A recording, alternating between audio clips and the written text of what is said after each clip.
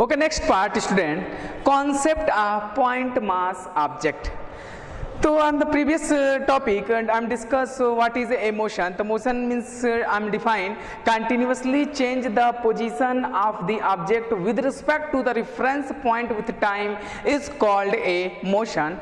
Next topic is concept of point mass object. Concept of point of object means, student, an object can be considered as a point object if during motion in a given time it cover distance much greater than its own size.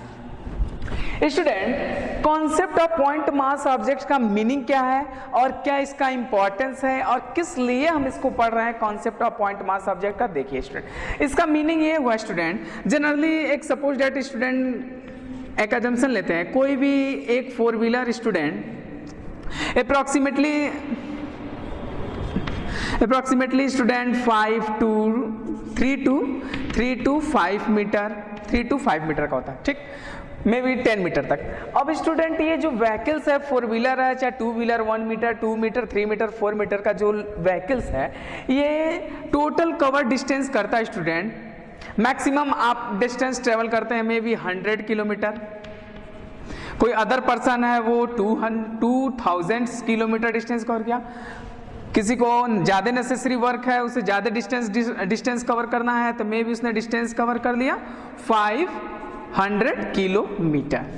तो student ये इसको compare करना है, फिर मैं एक बनाता हूँ, suppose that this is the एक व्हीकल्स और ये व्हीकल्स डिस्टेंस कवर किया है 500 किलोमीटर और इस व्हीकल का लेंथ है 5 मीटर. तो इस 5 किलोमीटर सपोज एक लेंथ कवर करते हैं स्टूडेंट, ये लेंथ है 5 किलोमीटर, एक ए बी पाथ है जिसका लेंथ कितना है स्टूडेंट 500 किलोमीटर और इस 500 किलोमीटर का जो पाथ लेंथ है इसमें 5 मीटर का एक हमारा 4 व्हीलर यहाँ पे है. सोचिए ये है 500 किलोमीटर का पाथ लेंथ और एक छोटी सी हमारी व्हीकल्स कितने मीटर की है 5 मीटर. तो इस 500 किलोमीटर पाथ लेंथ के कंपेयर में इस जो 5 मीटर का जो लेंथ है कैसा वर्क करेगा, एक पॉइंट ऑब्जेक्ट की तरह वर्क करेगा. कैसा वर्क करेगा स्टूडेंट, पॉइंट ऑब्जेक्ट की तरह वर्क करेगा. तो यही मीनिंग होता है concept of point mass object. यानी कोई व्हीकल्स है अपने जितना उसका साइज होता है और वो कितना लेंथ कितना जर्नी कितना डिस्टेंस कवर करता है, उस डिस्टेंस के कंपेयर में जो उसका खुद का साइज है, ओन साइज, उसका जो खुद की साइज है वो क्या है, एज एक पॉइंट मास का वर्क करेगा. जैसे सपोज दैट हम क्या कर रहे हैं, स्पेस में ट्रेवल कर रहे हैं स्टूडेंट. तो स्पेस क्या होता है, लाखों किलोमीटर का स्पेस है. उस स्पेस में हमारा जो शरीर है, हमारी जो बॉडी है 2 मीटर 1 मीटर 1.5 मीटर का जो लेंथ है हमारी बॉडी का, उस स्पेस के अराउंड हमारा जो बॉडी हो क्या कैसा वर्क करेगा, एक पॉइंट मास ऑब्जेक्ट का क्या करेगा, वर्क करेगा. तो यही मीनिंग होता है concept of point mass object. An object can be considered as a point object if during motion in a given time it covers distance much greater than its own size. This is the meaning of concept of point mass object. Okay, next is frame of reference. Frame of reference क्या होता है, बहुत ही importance होता है student frame of reference. अभी हम लोग previous topic हम लोग डिस्कस किए थे स्टूडेंट मोशन. तो मोशन को डिफाइन करने के लिए हमने आपको बताया था 2 चीज की जरूरत पड़ता है, एक रिफरेंस पॉइंट का जरूरत पड़ रहा था और एक ऑब्जर्वर की जरूरत पड़. विदाउट ऑब्जर्वर और विदाउट रिफरेंस पॉइंट के हेल्प से हम मोशन को डिफाइन नहीं कर सकते. तो वो रिफरेंस पॉइंट के हेल्प से हम किसी भी ऑब्जेक्ट के पोजीशन को डिटरमाइन कर सकते हैं. तो वहीं से आया एक frame of reference.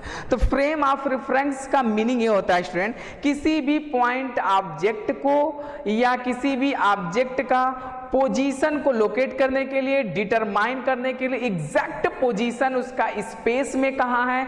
1 dimensional path है तो उसका पोजीशन क्या है, 2 डायमेंशनल पाथ में है तो उसका पोजीशन क्या है, 3 डायमेंशनल में अगर वो ट्रेवल कर रहा है, मोशन कर रहा है तो उसका पोजीशन क्या है. उसको हम एग्जैक्ट पोजीशन को हम डिटरमाइन कर सकते हैं किसके हेल्प से, फ्रेम ऑफ रेफरेंस के हेल्प से हम क्या कर सकते हैं, डिटरमाइन कर सकते हैं. ओके, सपोज दैट एक फ्रेम ऑफ रेफरेंस के लिए आपको किसी भी एक पोजीशन को क्या मानना होगा, रेफरेंस पॉइंट मानना होगा। स्टूडेंट फ्रेम ऑफ रेफरेंस में हम एक चीज को मेंशन कर लेते हैं, एक कोऑर्डिनेट सिस्टम लेते हैं। स्टूडेंट क्या लेते हैं, एक कोऑर्डिनेट सिस्टम लेते हैं। ये होता है हमारा एक्स एक्सिस, ये होता है वाई एक्सिस और ये होता है जेड एक्सिस। ये तीनों axis, X axis, Y axis, Z axis mutually perpendicular होता है। Suppose that student this is the X axis, Y axis, this is the Z axis. तो these are mutually perpendicular. Mutually perpendicular means X axis Y axis के कितना degree पे है, 90 degree.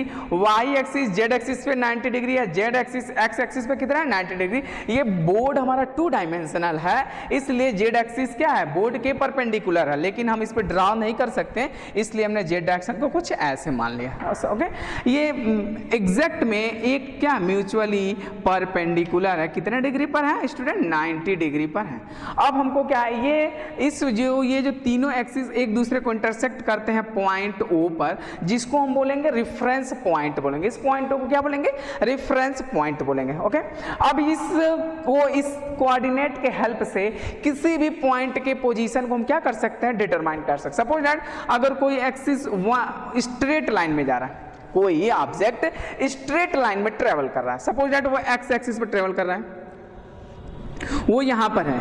अब इसके position को हमको डिटरमाइन करना हो तो हम कहां पे आएंगे, सबसे पहले रेफरेंस पॉइंट पर आएंगे। रेफरेंस पॉइंट पर देखेंगे वो कितने डिस्टेंस पर है, तो हम ये मान लेंगे ये 3 मीटर पे है। तो ये 3 मीटर पे है, तो सीधे हम ये इसका पोजीशन कैसे बताएंगे कि इस जो पोजीशन ए पर है, यानी ये एक्स एक्सिस पर रेफरेंस पॉइंट से 3 मीटर के डिस्टेंस पर हमारा ऑब्जेक्ट है। समझ में?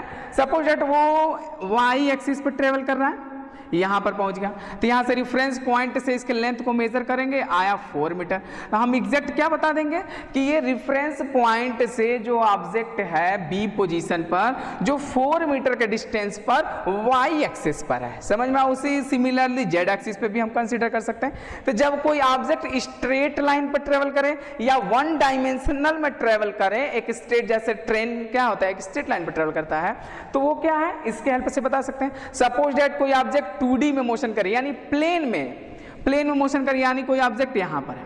अब कैसे इसको पोजीशन को बताएंगे स्टूडेंट, तो इस पोजीशन से क्या करेंगे स्टूडेंट, इस पोजीशन से हम परपेंडिकुलर ड्रा करेंगे वाई एक्सिस पर और एक्स एक्सिस पर। अब यहां से कोई एक कोऑर्डिनेट मिलेगा, सपोज दैट मान लेते हैं ये एक्स एक्सिस से 2 मीटर के डिस्टेंस पर है और वाई एक्सिस पर 3 मीटर के डिस्टेंस पर। तो हमको जब कोऑर्डिनेट से हेल्प लिया तो 2,3 मिला। तो 2,3 के हेल्प से, यानी ये जो ऑब्जेक्ट जो प्लेन में ट्रेवल कर रहा है, मूव कर रहा है, उसका जब हमने पोजीशन को कंसीडर किया तो उसका कोऑर्डिनेट हमको मिला 2,3 मिला।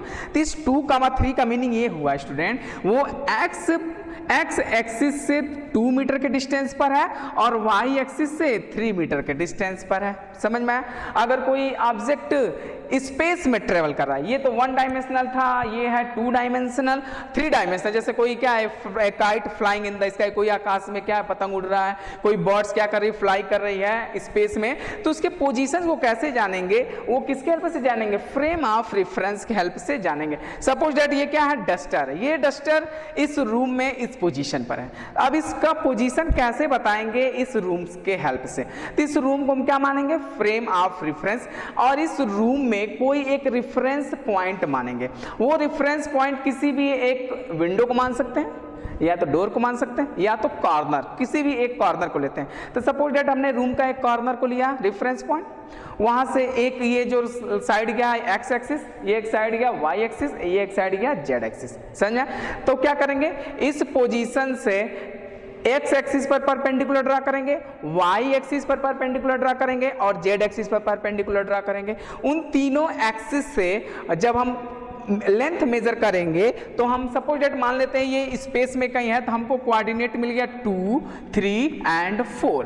तो यानी मींस ये डिनोट कर रहा है ये डस्टर एक्स एक्सिस से 2 मीटर के डिस्टेंस पर है, वाई एक्सिस से 3 मीटर के डिस्टेंस पर है और जेड एक्सिस से 4 मीटर के डिस्टेंस पर इसका पोजीशन हमको डिटरमाइन हुआ। तो यानी मींस इसका मीनिंग ये हुआ कि फ्रेम ऑफ रेफरेंस का मीनिंग ये होता है किसी भी पॉइंट ऑब्जेक्ट का, किसी भी व्हीकल्स का अगर हमको एग्जैक्ट पोजीशन डिटरमाइन करना है तो किसी ना किसी एक फ्रेम ऑफ रेफरेंस के हमें जरूरत पड़ेगा। समझ में आया? फ्रेम ऑफ रेफरेंस आप किसी भी चीज को कंसीडर कर सकते हैं, अपने रूम को कंसीडर कर सकते हैं, बस को कंसीडर कर सकते हैं, ट्रेन को कर सकते हैं, स्पेस को कर सकते हैं, एरोप्लेन को कर सकते हैं, किसी भी ऑब्जेक्ट को आप फ्रेम ऑफ रेफरेंस कंसीडर कर सकते हैं। ये दो टाइप्स के फ्रेम ऑफ रेफरेंस होते हैं स्टूडेंट, एक इनर्शियल होता है, inertial frame of reference,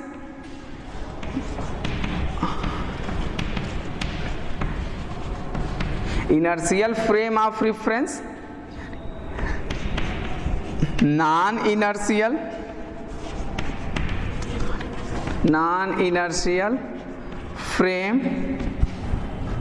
frame of reference,